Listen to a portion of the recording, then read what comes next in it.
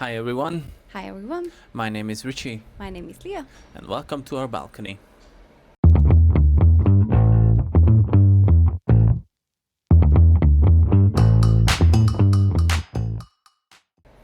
So, as we have mentioned in the previous episode, we all need a fun drink for a good talk. Yes.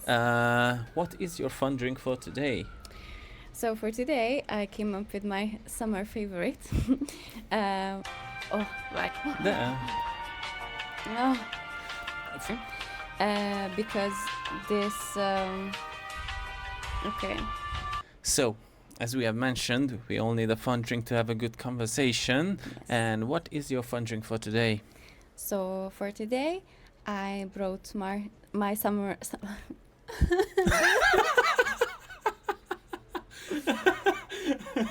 Okay. So for today, I brought my summer special, which is juice concentrate that you can buy at DM, one of my favorite shops ever. And you can find these bio juices there. And I only pour, I don't know, this amount of the juice, and then I add the sparkling water to it. So it's similar to the Hungarian fröccs version without the wine in it. So Yeah. I can drink it whenever I want to. So yeah, right now I chose the grapefruit juice, but I love the other ones as well, the mango one, etc., etc. So probably the next few episodes you will see me with a different kind of juice, but the same kind of formula. And what kind of drink do you have for today? Well, for today, I have just plain green tea for myself. I went simple for this episode. Yeah. Now you are the simple one. Yes. Last time I was the one. Yes. Good. Okay. So you got this. So last week we discussed your topic that you have brought, and I have brought my interest of the week for today, and it's how video games grab the player's attention or emotions. Sorry. Okay. Yeah. Of course. I think you were able to suspect that it was going to be gaming related. Yes. Since Surprise. I'm a big gamer and I'm a video game developer. I've already mentioned that before, so I'm not going to elaborate on that too much. But I would like you to think back when we were playing games before. Mm-hmm. We have played a couple of games before. Yeah. Did you, how did it provoke your emotions when you were playing the games that we had played before? For example, we played Detroit Become Human before. Mm-hmm. That can be an emotional game as well. You have I'm certain you have experienced emotions with that game, for example, or with the It Takes Two game. Yeah. Have you had any emotions that you might experience, for example, during a movie or a series or something like that? More or less, yes. But I think it was different because I was the one who made the decisions. For example, in Detroit Becomes Human, that was Yeah. So in that, I was the one who made the decision, and that's how the story progressed. So I feel more in Control? Yes, I feel more in control of the story and the situations and etc. But at the same time, with It Takes Two, it was not my choice. It was like a pre-written story. So in that one, I didn't have that much of a connection with the game, or at least I didn't feel that I am the one who is creating the story. It was more like in a movie, for example, that I'm experiencing the ideas and I'm experiencing the story, but from a bit of a different perspective, because it's, how do you say that one, first view or like a third person view. yes Yeah. yes The first person is when you look through the eyes of the character, and third person when you're behind them. Yes, the third person one, because on Yeah. a movie it's a different perspective. It's Yeah. one. It's third person, Okay. usually in movies. Okay. Yes. And yeah, you had a great point there. It's the decision part of the games that actually evoke a lot of emotion out of players, because they were your choices, and you are responsible for your choices in the game. And that is one really like big thing with games, that they make you choose or they direct you in some way. For example, with the It Takes Two, you make choices, but not that much. You had one choice basically throughout the game, either to play it or not. Yeah. And you wanted to play it, but why did you want to play it? Because it had a great story that they told you. I think those type of games are similar to how books work with people, because books can catch your emotions as well, and they are pre-written. You are not imagining things, you're not deciding things how they go most of the time, but the story is there. The player, the main character might look different in your imagination. Yes, that's for what example. I wanted to say, that we have to use more our imagination when we are reading a book than when we are like watching a movie or watching or playing a game. So that's the only thing that I would differ. Yeah, exactly. But yes. But it is a driven story with a book, and that can provoke emotions out of people, maybe anger, sadness, happiness, stuff like that.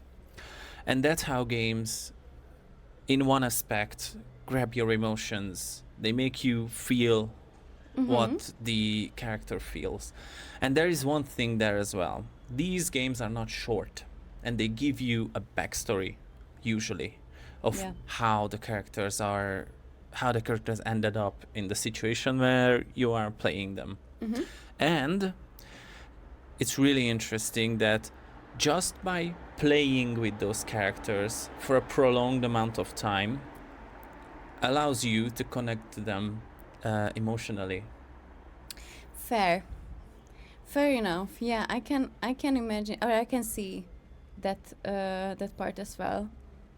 I mean, specifically for me as well. For example, if I think of It Takes Two, like at the end of it, it was not just like a 5-hour game or something like that. So it couldn't be done by a weekend. It was like several weeks or several months, I think, that we have played with. And I can remember that at the end I was emotional for them, because they like. It's a true love story. Yes, it was a true love story, and in the beginning I felt more, I don't know, I was distant a bit with the characters, and like, to be honest, it was my first game ever that I have played with you, because you told me that I'm going to love that game, etc. So I was like, okay, let's see. Before that, I haven't really played with any kind of games, except the Sims. Yes. But who didn't play with Sims? I mean, to be fair, especially girls, I think. But yeah, before that, I wasn't really playing with any kind of game. So it was my first console game even. So it was still new. I didn't have any specific emotions towards them. Yeah, of course, and that's natural, because you just sat down basically and started playing the game, and like, who are these people? What are they doing? I have nothing to do with them. But that's the same like premise when you see someone on the street. You're not drawn to them, like they are random people. Why would you have any emotions for them? But if you were to like make friends with them and and talk and be with them like a lot of time and build up that relationship, you start to feel emotions for them, like friendship, or like experience joy with them, or anger, or like annoyance, or stuff like that. So it takes time to develop an emotional relationship to a character, and you can absolutely do that, I think. And some games do it better than others, of course. Some games do really need you to just play and sit down and play with the game a lot. For me, one of the most recent examples that have gave me actually tears after like really not a long time of playing it. It's the new game. I don't think I'm going to like surprise anyone here. It's the Expedition 33, Clair Obscur Expedition 33. Like that game had me in tears in under 30 minutes. But I have heard this statement from different kind of guys as well, that oh my god, that game, like it changed my life, it gave me a whole new perspective, and I was even crying even though I'm not a crier. So yeah, it can do that. And one thing that grabs emotions in those type of situations, I think, is that making the character like actually people, not just like a video game character that you're so distant from. Giving them emotions, seeing them tear up, making them into basically people that you see on the screen. Most of like a lot of games do that today, where it's so realistic looking just to make it more human, you know. And there is that really little uncanny valley there when you're like, that's human, but that's not human. It makes me feel weird, and you really have to play around that a lot just to not weird out the people that that are looking at your game. But having them be like actual people, I think that helps to us a lot as well, because I like that's just me, but I feel more connected to people than to like toys or animals or stuff like that. But that's just me. That's my take on that. Yeah. And a big thing with that game was that players praised the hell out of, or so, is the music. Yes. And that's also a thing that you have to nail if you want to like grab emotions in those type of games. Cue the music right. Have the right music at the right place, either in cutscenes or like in action-filled scenes or stuff like that. Because actually, one studio, who's not a gaming studio, does it really nicely. How they use music to portray happiness and sadness, and use those musics combined to really have a gut-punching feeling when something happens. I don't know if you have ever seen the movie Up. Yes. I don't know if you have noticed, but at the beginning of the movie, they have this music when they meet, the guy and the girl meet and have their house and try for children and stuff like that. They have this happy music. And then when stuff starts to go bad, when the woman feels weak and eventually dies at the beginning of the movie, they use the same music, just a bit slowed down. And it's the same rhythm and everything, so you now have this connection to happiness, and then it's instantly sadness. It grabs your emotion so well, I think. I don't know if you have experienced stuff like this before. Of course. I think like music in general is a really big, like it has a really big part how our emotion can shift from one place to another. For example, whenever I feel sad, or especially when I was in my teenage years, a lot of the times I felt sad. So I was more drawn to the sad type of music. But eventually that, of course, did not help getting out of my sad mood because it was also sad. So I think it's a quite big of a misconception that whenever you feel that type of emotion that you are feeling, you should listen to that type of music. Because, for example, when I was in my sad era, let's say it this way, whenever I changed it to happier music, I instantly felt a bit better, and it's still current, or it's still valid for today as well. Whenever I feel like really sad or under the weather, I tend to choose happier music just to get out of this melancholic mindset, because that can happen. So yeah, I completely have experienced the Power of music. exactly the power of music. Yeah. So if you think about it, we've talked a lot about movies and music Yeah. and books and everything. So the key point is that games mix these into mix a lot of things together to achieve the effect to make you cry, make you happy, make you angry. And does that mean that games are reliant on other media to portray their emotions, or can they grab your emotions just purely by the gameplay without music? No, I mean, You think so?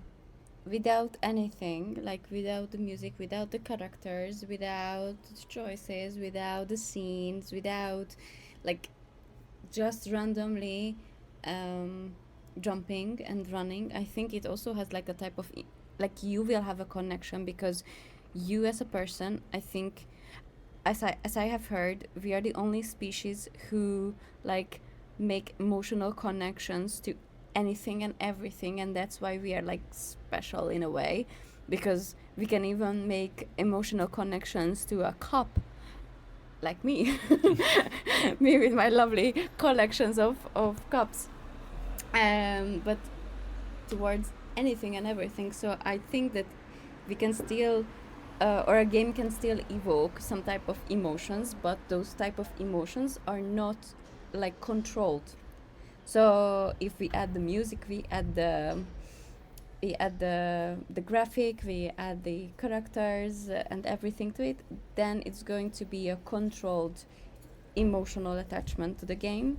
Without those, it's going to be just a random emotional attachment. Do you In think my opinion. do you think a game can miss some of these points and still be emotional, or does it need all of them? Do you need like a really engaging story, or and miss everything else, or do you need like a really engaging story and good graphics and then miss the music, or do you think everything needs to work in a perfect order? I don't think that a game needs everything, because let's go back to the book example. In a book, you only have the written down words and written down word or character. So in a way, you have some description of the story and what's happening with the characters, etc. But you don't have the visual. You don't have, or I mean, you don't have. You only have visual in like text way, but that's all. And in your imagination, maybe. But that's you on you, and that's what I want to like emphasize here, that a book without the music, without the visual effects, let's say this way, or the visual design, it's still really emotionally impactful. And I think it's just like with a game. Like I remember when I was a little tiny child, and I played with my grandma a water. What was the name? Water girl. A fireball boy and water girl. Yeah. Yes, I think a lot of us have played with that one as well, and other mini games like that one. I I mean, I recall the music and I recall the graphic design of it, but I didn't have an emotional connection with those. I had an emotional connection with the game because I played it with my grandma. It's just the experience that you have. Exactly. So without those, I could still have a really big emotional connection with that mini random game. Yeah, makes sense. The circumstances where you play the games, while you play the games. For example, I have a really nice emotional connection with the It Takes Two, because I played it with you. Mm-hmm. Like if I would have played it with one of my friends, for example, even online, uh, I don't think I would have had that much of like an impact on me. But by playing it with you, it was something else. And of course, the split fiction one, Mm-hmm. that was something else too. Like, I have fond memories with it because like it was so good to play with you. I love playing that with you. It was good. And seeing you like evolve as a player as well, Mm-hmm. like seeing how you use the controller at the beginning of the games, and then at the end of Split Fiction, you Yeah. were basically a pro. Oh, I would not say that, but thank you. Yeah. I mean, with It Takes Two, I also have like these really, really good memories. And I, yeah, that was my first game ever, like big game, let's say.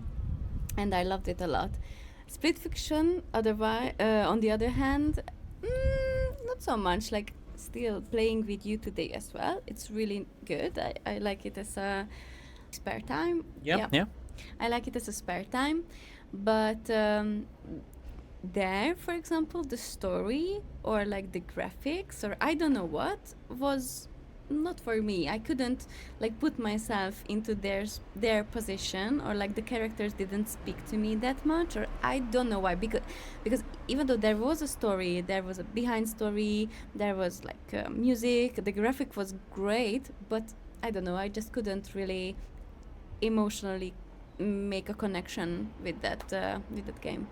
And you bring up a great point there as well, with game development and with the stories in general, that it won't be the stuff that you want to create. It won't be for everyone. Mm-hmm. Yeah. It will bring out different emotions from people. Like, while I might cry on some game, someone might get angry, for example, or someone might just not feel anything, not connected at all, because some players just don't care that much, and it's fine. You don't have to care.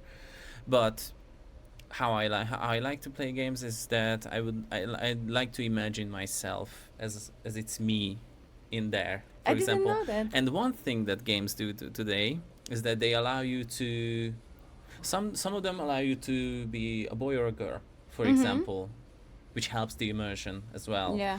You can imagine yourself better at the shoes of the at the character inside. Or some games do character customization as well, making it more personal to you. You created that character. It's you in there.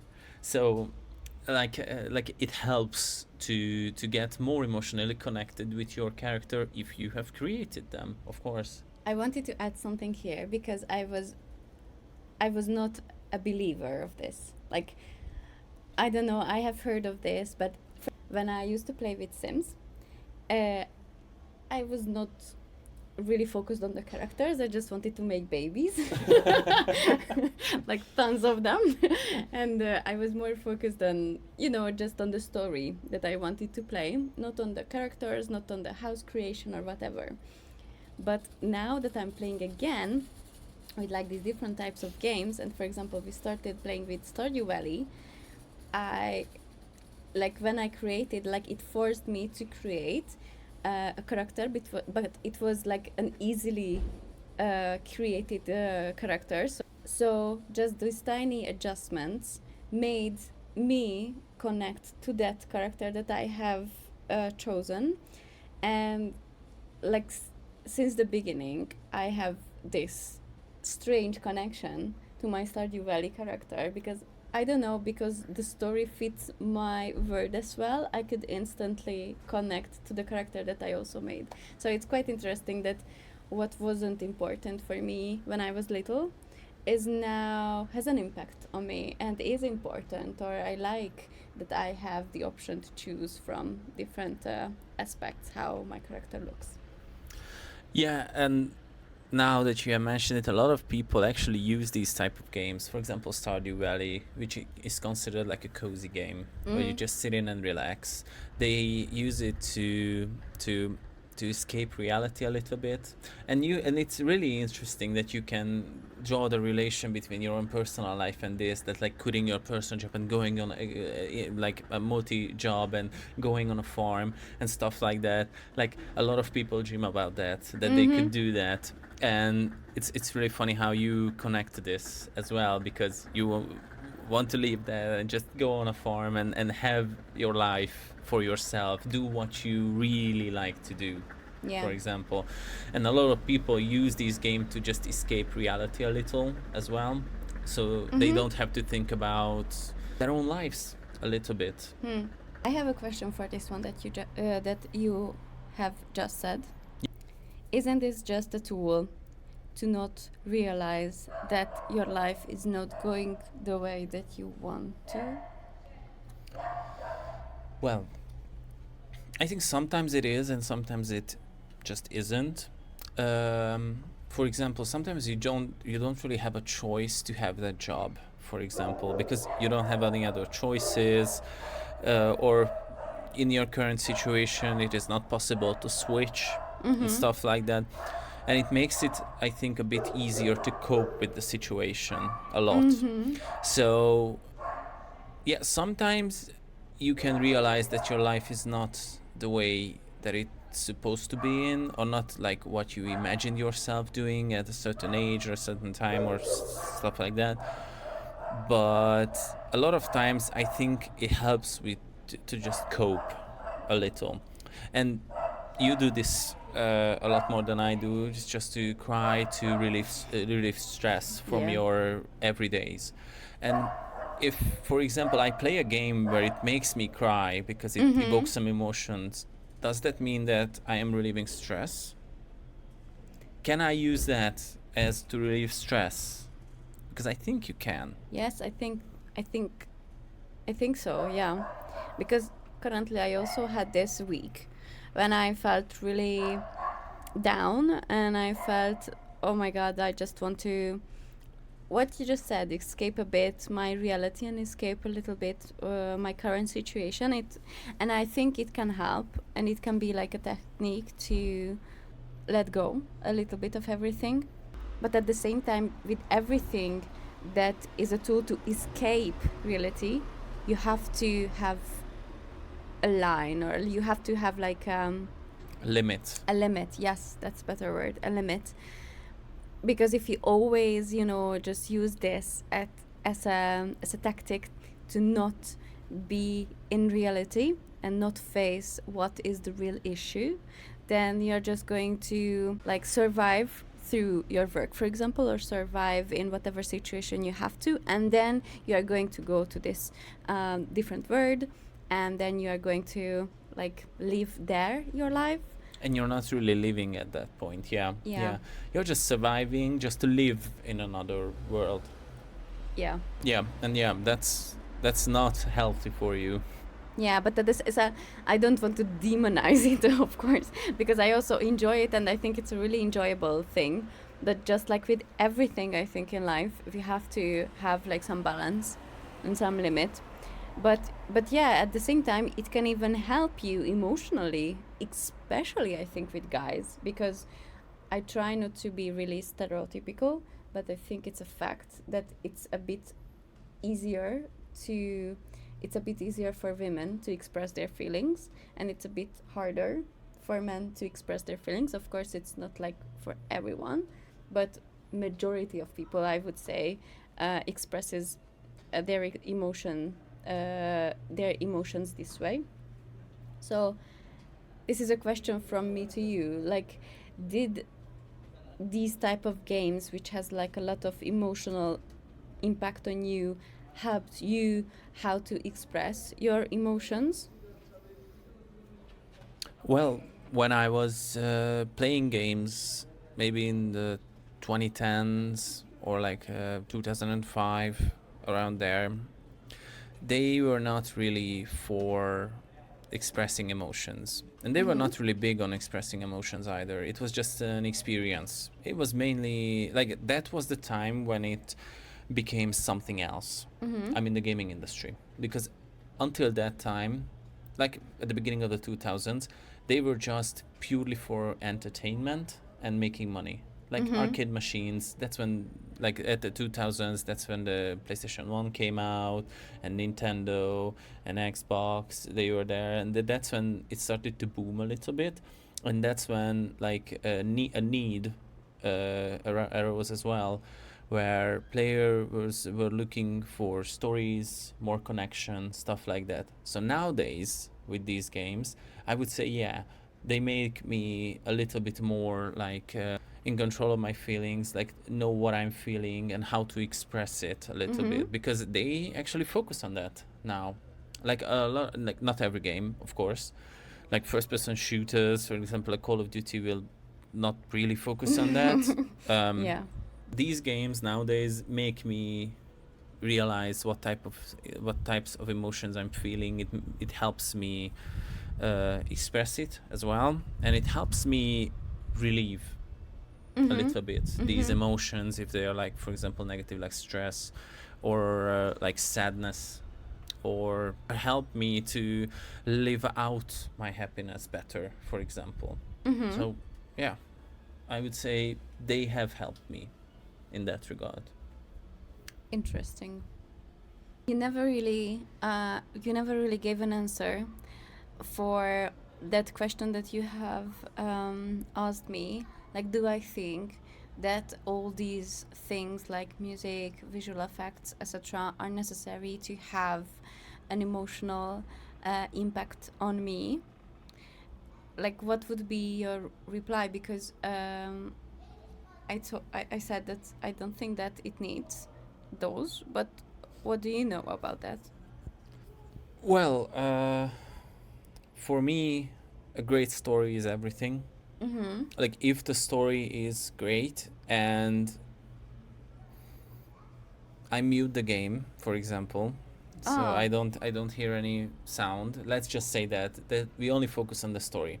I think it can grab my emotions as well. So I would say that a story is almost always enough, but, and there's a big but in there. I think it has to be like a comprehensive piece. Like The story? yeah, the story, the music, the visuals, and everything has to work together, I think, to work on a large scale. Because I might have like a vivid imagination and I only need the story, and then I can make myself cry using that. That's all. But not all people have that. And I think having this comprehensive piece work together as one thing with the music, the visuals, the story, the characters, the elements, and everything, I think that gives it the whole picture. I think it doesn't have to be perfect, but it has to be good. Okay. Then I have a next question for you, because you just talked a lot about Clair Obscur. Yep. And for example, in that one, I know that still today you listen to those soundtracks. You just told us that you usually don't listen to the sounds throughout when you play. I do. It was just a hypothetical situation that I wanted to explore a bit. Sorry if I said it incorrectly.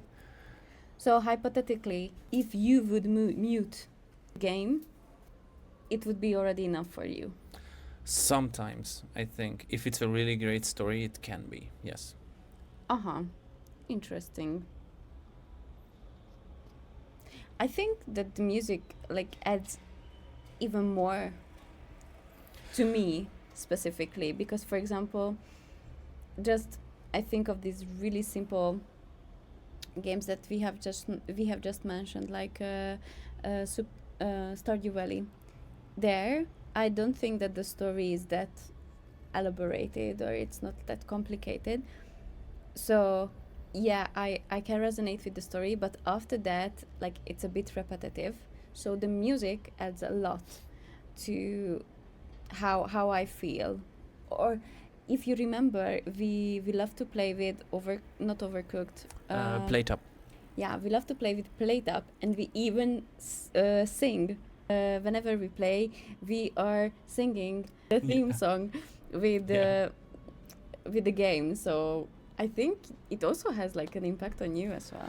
I think the two biggest thing is for me, and what I have realized with Clair Obscur as well, it's the story and the music. Those are the big pillars of grabbing emotions for me.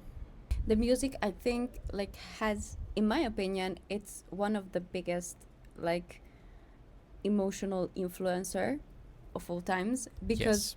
like if I think of any of these things that we have just mentioned, the book, the video game, the movie, whatever, I remember whenever I was reading a book and there was like a fight scene, or there was like a type of vibe that the book tried to achieve. I helped my imagination. I helped, or I added to my reading experience with a specific type of music as well. Or still nowadays, I remember that when I read one type of book, I was listening repetitively to one or two songs. So I'm still linking those songs to those specific books.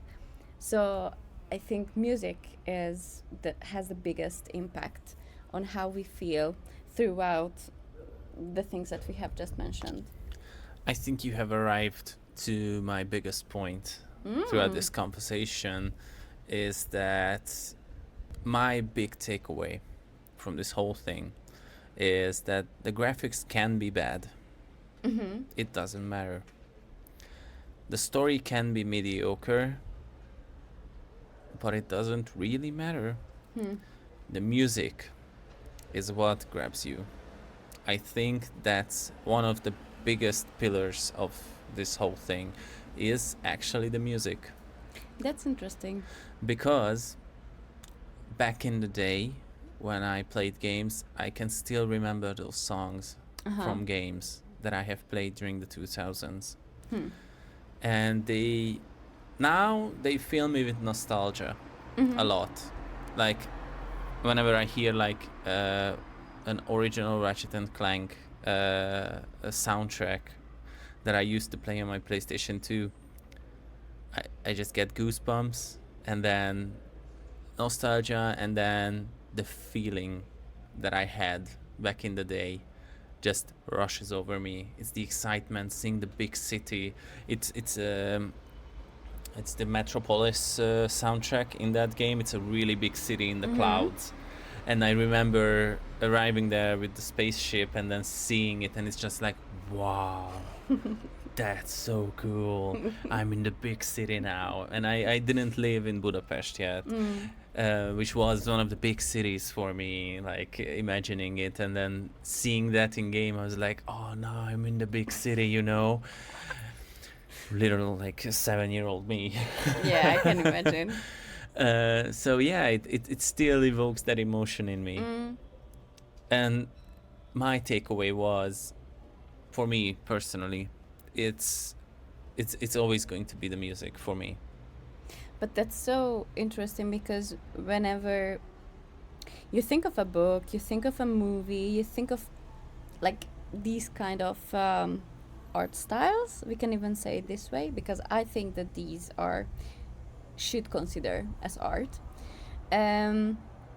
They started to consider it as art, by the way. Mhm. In recent years, they are starting to consider it like a real art form, like video game development in general.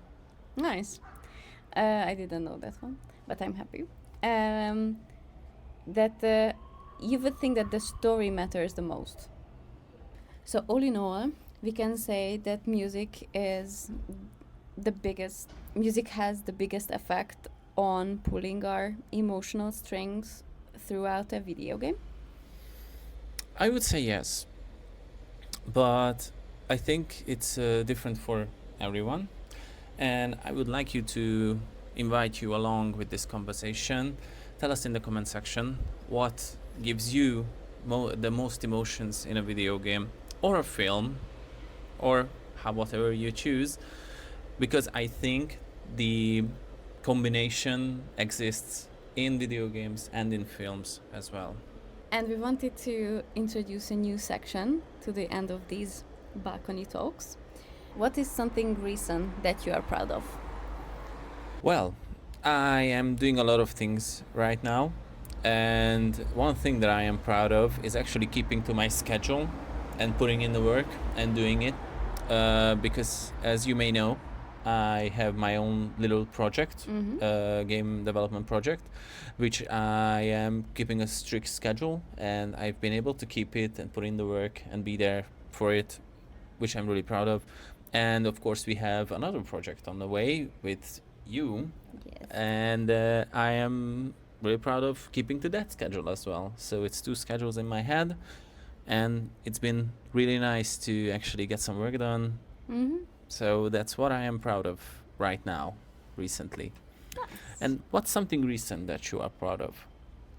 My answer is going to be similar to yours, because I'm really proud that I'm consistent with working out, or let's say moving my body, because that's better phrase to say what I'm doing, like walking or doing some yoga every day or doing some Pilates. And I'm really proud because a lot of the times I am a person who gets really enthusiastic in the beginning. I think a lot of us are the same as me. And okay, I will do like every day 10,000 steps. I will do yoga. I will do Pilates in the evening. It's like doing 3 or 4 workouts per day. And Waking up at 6 to do it, yes. I'm the worst at that. But now we are in the section where we're proud of what we have achieved, even if it's not every day.